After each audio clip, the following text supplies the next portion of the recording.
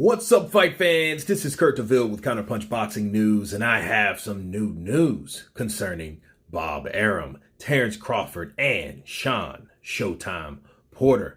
Terence Crawford versus Shawn Porter to happen in November, and this is, as of today, by Bob Arum, stating that he's working on a deal between the WBO welterweight champion and Terence Crawford, and Shawn Porter for November. The top-ranked promoter, Arum, believes the Crawford-Porter fight will make money, and he feels that there's a great chance that he can make it happen. After months of no movement between Top Rank and PBC to put the fight together between the number 2 WBA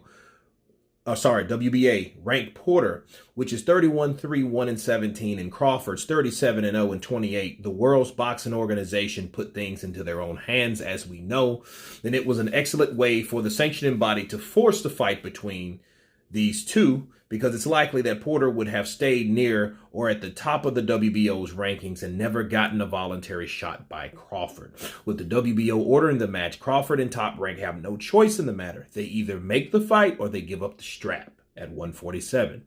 If the fight doesn't get made on Top Rank's side, it takes away from Crawford's argument that none of the elite fighters have wanted to fight him.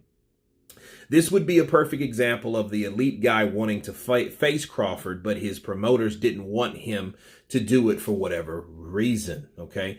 We're working very hard behind the scenes with Porter, PBC, and everybody to make that fight happen. If it happens, it will happen in November.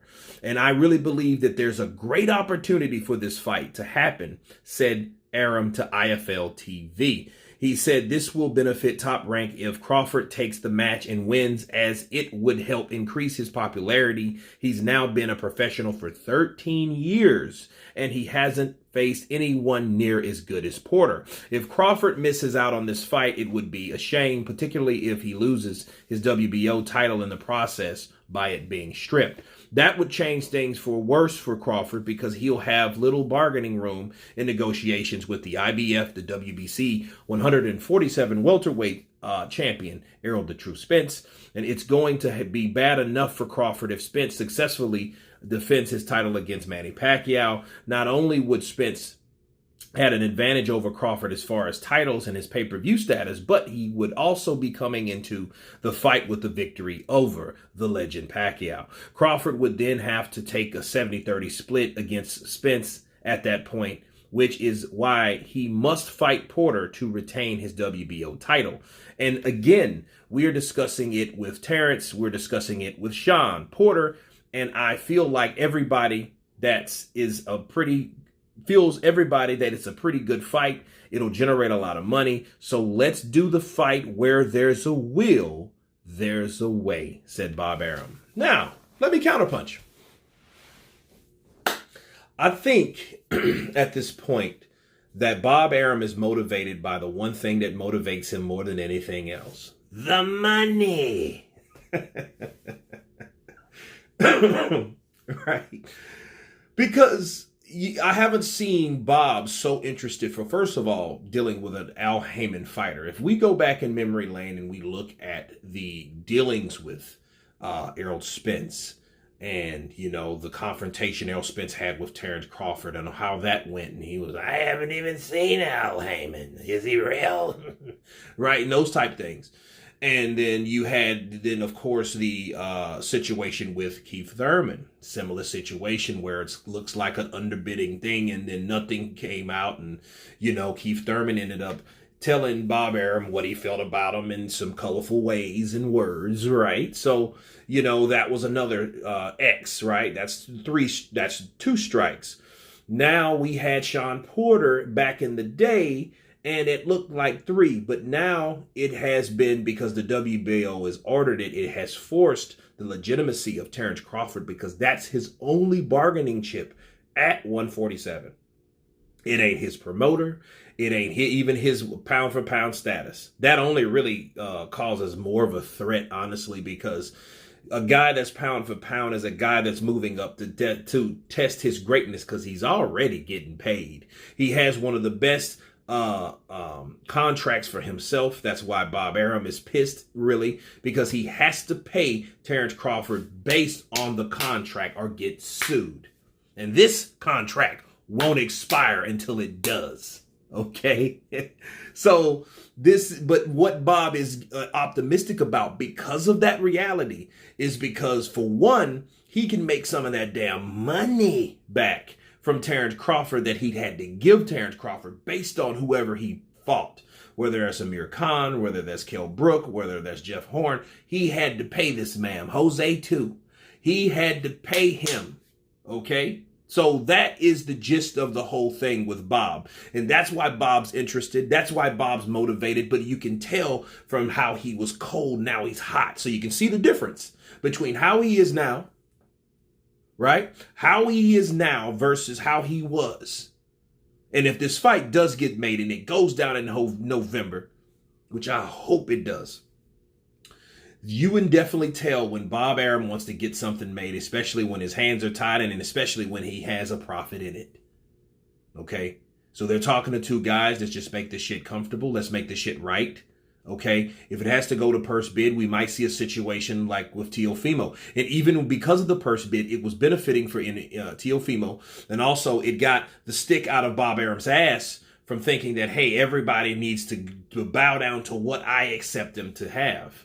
Okay, and I'm not talking about Terence Crawford's in. I'm talking about the fighter that he's offerings in. Okay, because between Shawn Porter, Errol Spence, Keith Thurman, and even Mikey Garcia, you had situations in conflict over money. No ifs and buts about it. That's what you had with Bob.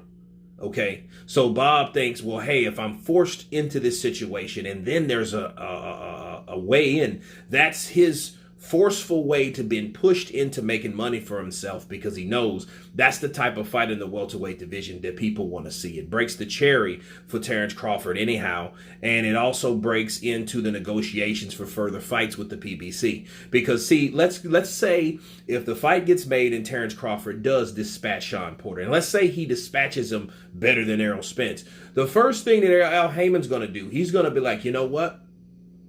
He did that to Shawn Porter. Shawn Porter's been beaten a couple times. Can you do that shit with someone else? He might not give him Errol Spence, but they might try to negotiate a fight with Keith Thurman based on how Keith Thurman, his next opponent, is. So they'll probably throw him Keith Thurman or maybe Danny Garcia or whatever, but then they will start this long trail. But also, I already see Al Heyman, things in his mind is turning and everything like that, because the way his gears are turning, it's like, look, let me give him another fight, because first we want revenge. Let's show what the PBC has to offer, since we've been forced by the WBO to make this fight happen, and Shawn Porter wanted it, so hey, we had to make it happen. But he beat him, he upset him, he did something that no one has done. See, Shawn Porter's fights, he's always either been in a tough fight with Kell Brook or with Keith Thurman or with Errol Spence. It's never been something like someone dominated. Kell Brook was probably the most closest to being dominated, but the other two, okay, other than that, no one has said, hey, I went in there and I whooped Shawn Porter's ass. No. Okay, so if Terence Crawford's able to do that, that will force Al Heyman to throw him somebody else. But understand, if somebody else ain't the key factor, which if it ain't Errol Spence, nobody really wants it. But knowing Al Heyman, he would advise someone like Keith Thurman to take the fight with Crawford. Why? Because he's 13 years in, people. Think about what I'm saying. He doesn't have long to make that shine to do what he can do, unless he's somebody like Mayweather or somebody like Pacquiao. But we don't know. Based on regular people that are very good, they only have a limited time to do that.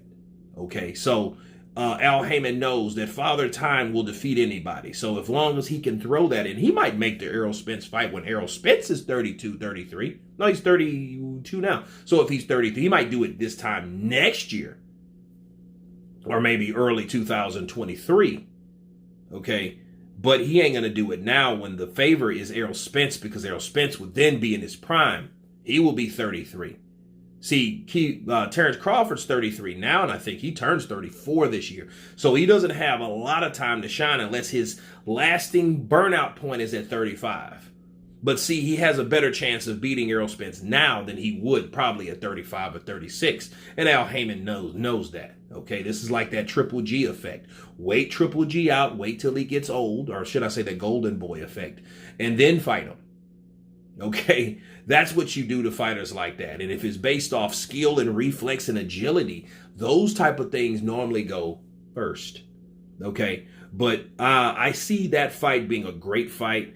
I do like the idea of Bob Arum being optimistic, and I think he takes a lot of things personally these days, but if he sees a profit in it, he's personally going to make it his business to get this fight on. So anyway, you guys tell me what you think of Bob Arum saying if there's a will, there's a way, and it can generate money. Of course, please subscribe, and you guys been Counterpunch. Peace.